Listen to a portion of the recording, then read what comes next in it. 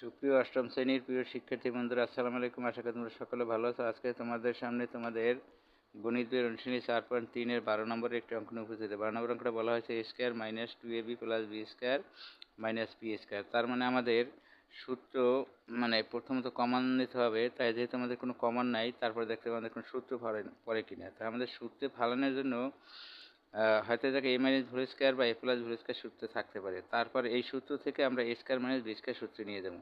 মানে যে কোনো সূত্রে ফালানো থাকবে আমাদের a square minus b square সূত্র নিতে হবে। তাহলে আমরা অঙ্কটা যদি পড়ি, এ জায়গায় আছে a square minus 2ab plus b square. তার মানে এটা আমাদের a plus b whole square সূত্র থেকে আসে। তো আমরা লিখতে পারি a minus b whole square. তাহলে লিখতে পারি a minus b whole square. আর এ জায়গায় আছে আমাদের p স্কয়ার। তার মানে এটা যদি আমরা a ধরি, এটা যদি b ধরি, তাহলে কি আসে a square minus b square. তাই a square minus b square সূত্র হচ্ছে a ধরছি যেহেতু আমরা a মাইনাস b কে এটা লিখলাম, প্লাস b ধরছি আমরা p কে।